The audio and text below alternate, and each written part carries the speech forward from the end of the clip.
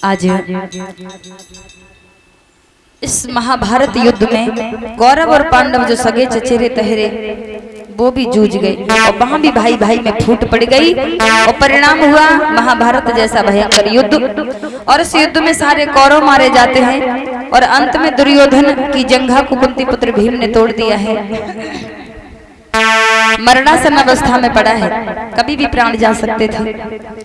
अश्वत्थामा पास में आया और कहा कि बताइए भैया हम तुम्हारी क्या सेवा कर सकते हैं।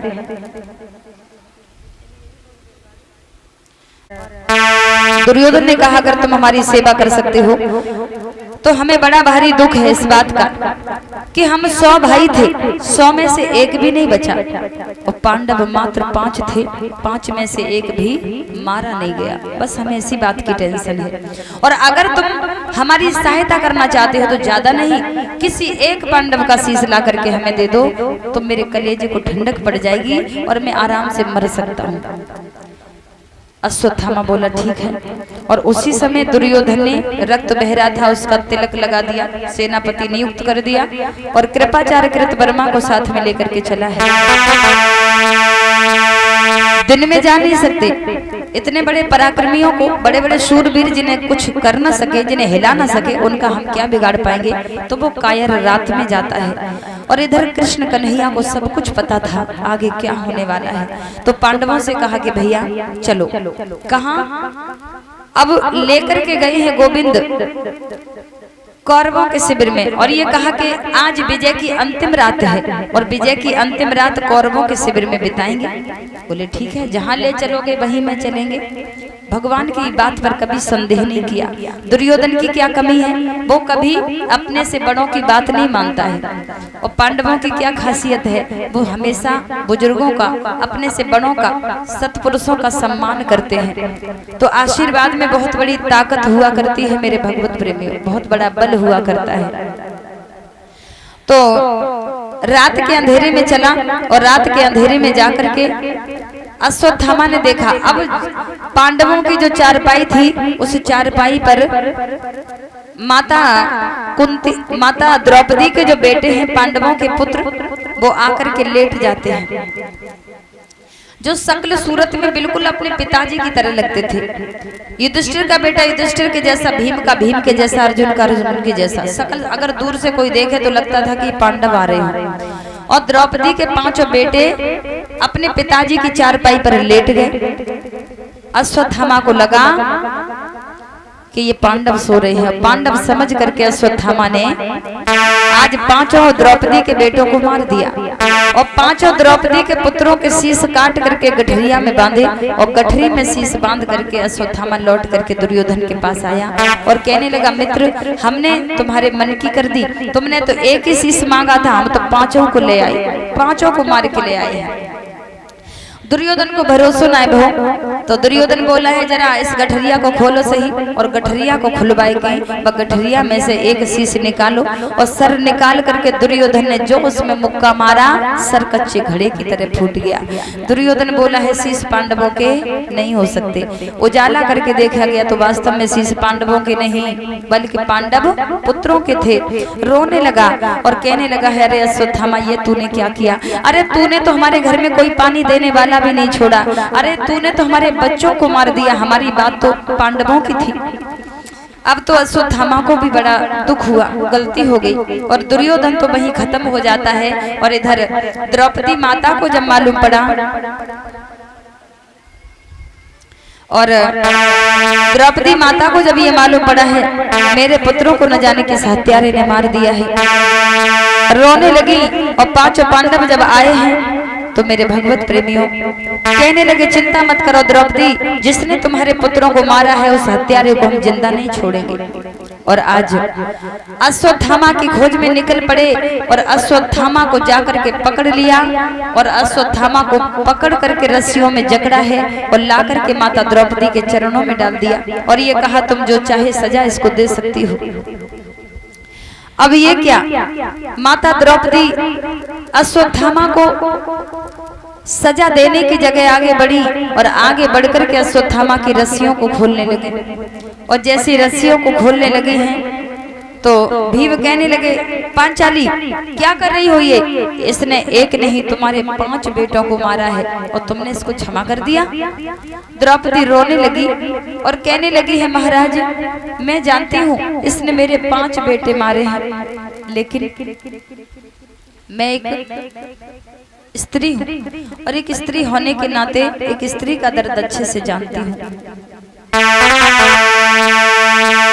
अश्वत्थामा के पिताजी से दुनिया को छोड़ के जा चुके हैं और अगर इसको भी मार दिया, इसको भी मृत्यु दंड दे दिया तो इसकी माता का सहारा संसार में नहीं बचेगा, वो बेचारी अकेली हो जाएगी, इसको मत मारो। आज द्रौपदी की महानता के सामने पांडव नतमस्तक हो गए, लेकिन सवाल ये उठ रहा है ब्राह्मण है, मृत्यु दंड नहीं दे सकते और अपराधी है, बच्चों को मारा है, हत्यारा है और हत्यारे को छोड़ भी नहीं सकते, क्या किया जाए? तो कहा कि जो सम्माननीय महापुरुष होते हैं जिनका समाज में बहुत आदर होता है, उनका अगर अपमान हो जाए तो वो मृत्यु के समान होता है। तो कहा कि इसका अपमान करके छोड़ दो और अश्वत्थामा के मस्तक से मणि निकाल करके आज अश्वत्थामा को धक्के मार के शिविर से बाहर निकाल दिया। तो अश्वत्थामा को पांडवों का एहसान मानना चाहिए था कि हमारे प्राण नहीं लिए, हमको छोड़ दिया, लेकिन कहाँ लोग एहसान मानते हैं। कितना भी भला किसी के साथ करो और जब मौका मिलेगा तो वो अपना असर जरूर दिखाएगा। आदत वाला आदमी कभी अपनी आदत नहीं छोड़ता। सांप को कितना भी दूध पिलाओ, लेकिन जब मौका मिलेगा तो वो फन जरूर मारेगा, मान नहीं सकता। आज अश्वत्थामा ने उस ब्रह्मास्त्र का प्रयोग देवी उत्तरा के गर्भ में पल रहे बच्चे को मारने के लिए कर दिया और इधर भगवान श्याम सुंदर सभी लोगों से मिलकर के माता कुंती जो भगवान की बुआ है अपनी बुआ जी से मिले, बड़ों का आशीर्वाद ले रहे हैं और छोटों को आशीर्वाद दे रहे हैं। और सबको जब भगवान आशीर्वाद देकर के द्वारिका जाने की पूरी तैयारी कर चुके हैं और इधर अश्वत्थामा ने क्रोधित होकर के ब्रह्मास्त्र का प्रयोग देवी उत्तरा के गर्भ में पल रहे बच्चे को मारने के लिए कर दिया। तो कन्हैया बस जाने वाले थे, एक हाथ से रथ पकड़ रखा है, एक पैर भी रख चुके हैं, बस चढ़ने ही वाले थे। तब तक सब लोगों ने देखा एक बाल विधवा भगवान के चरणों में आकर के गिर पड़ी। मामा जी मेरे गर्भ को बचाओ, मामा जी मेरे गर्भ को बचाओ। सब लोगों की नजर पड़ी कौन है, तो वो बाल विधवा कोई और नहीं, अर्जुन की पुत्र बधू जो अभिमन्यु चक्रव्यूह का वेदन करते समय इस दुनिया को छोड़कर जा चुके थे, उनकी विधवा पत्नी है जो गर्भ में बच्चा पल रहा है। उस बच्चे को मारने के लिए अश्वत्थामा ने ब्रह्मास्त्र चला दिया और जैसे ब्रह्मास्त्र उसके उदर में जाकर के लगा है, पेट में जलन होने लगी और भागी भागी आई और कन्हैया के चरणों में आकर के गिर पड़ी है और कहने लगी मामा जी मेरे गर्भ को बचा लो। तो भगवान श्याम सुंदर कहने लगे हैं बेटा चिंता न करो। और उसी समय भगवान कृष्ण सूक्ष्म रूप धारण करके देवी उत्तरा के गर्भ में प्रविष्ट हो जाते हैं और ब्रह्मा जी की विषम बाण की ज्वाला से गर्भ में पल रहे उस बच्चे की रक्षा करते हैं। बोलिए आनंद कंद भगवान की। अब सवाल ये उठता है, इतने सारे लोग वहां खड़े हैं, परिवार के लोग खड़े हैं, लेकिन उत्तरा ने कन्हैया के पैर क्यों पकड़े? किसी से नहीं कहा कि मुझे वैद्य के पास ले चलो, मुझे किसी डॉक्टर के पास ले चलो। भगवान कृष्ण के पैर पकड़ लिए और ये कहा कि मामा जी मेरे गर्भ को बचाओ। मेरे भगवत प्रेमियों, आज बात यह है, एक बार माता द्रौपदी ने उत्तरा को बताया था कि बेटी तेरे जीवन में कभी भी समस्या आ जाए तो संसार के पैर मत पकड़ना, ये दुनिया वाले कभी किसी का साथ नहीं देते हैं। अगर चरण पकड़ने हैं तो मेरे कन्हैया के पकड़ना, वो तुरंत तुम्हारी हर मुसीबत को हर लेंगे। और उस दिन माता द्रौपदी ने अपनी सारी कहानी बताई कि किस तरीका से जब मेरा वस्त्र हरण हो रहा था तो परिवार की छोड़ो मेरे खुद के पतियों ने मेरा साथ नहीं दिया था, तब आकर के मेरे भैया मेरे कन्हैया ने मेरी लाज बचाई थी। तो आज उत्तरा के दिमाग में वही बातें हैं और आते ही आते भगवान श्याम के पैर पकड़े और भगवान कन्हैया ने आज माता उत्तरा के गर्भ में पल रहे बच्चे को बचा लिया। इसीलिए कहते हैं कि जाको राखे साइया और मार सके ना को,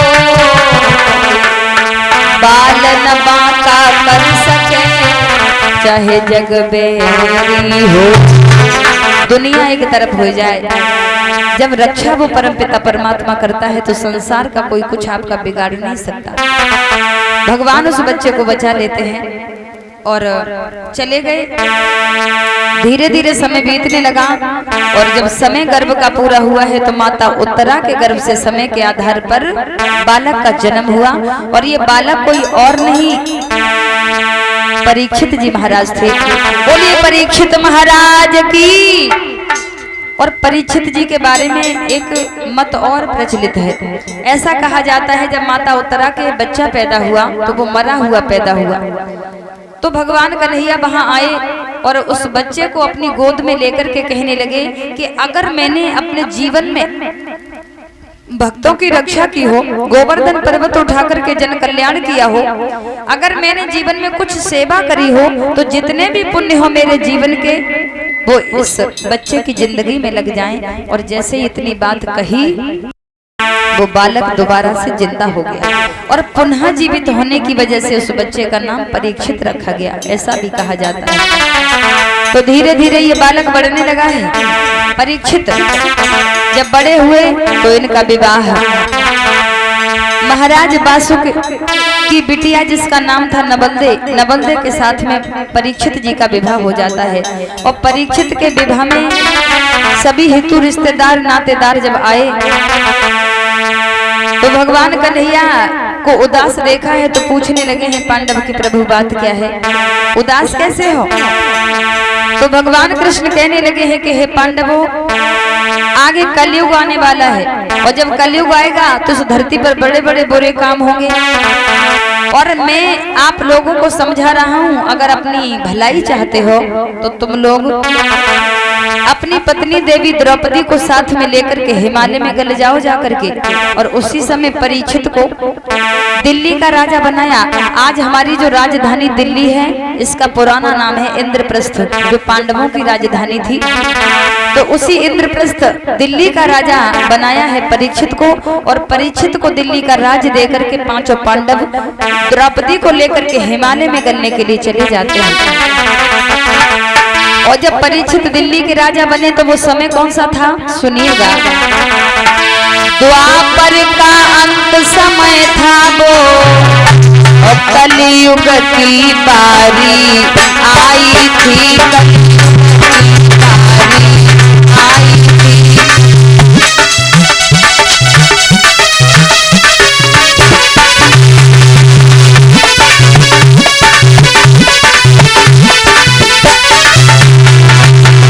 द्वापर जा रहा है और कलयुग आ रहा है। द्वापर बुढ़ा हो गया और कलयुग नवजात बालक की तरह पालने में करवटें बदल रहा है। द्वापर का अंत समय था कलयुग की बारी आई थी, मानो सुख सूर्य डूबता था और सुख की अंधेरिया आई थी, भैया आई थी।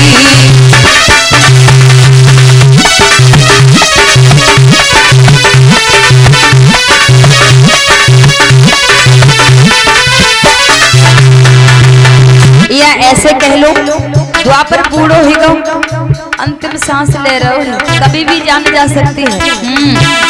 या द्वापर है मृत सैया पर, कलि बाल रूप पलने में था, पापों का उदय हो रहा था, पुण्यों का रवि ढलने में था, पुण्यों का रवि ढलने में था।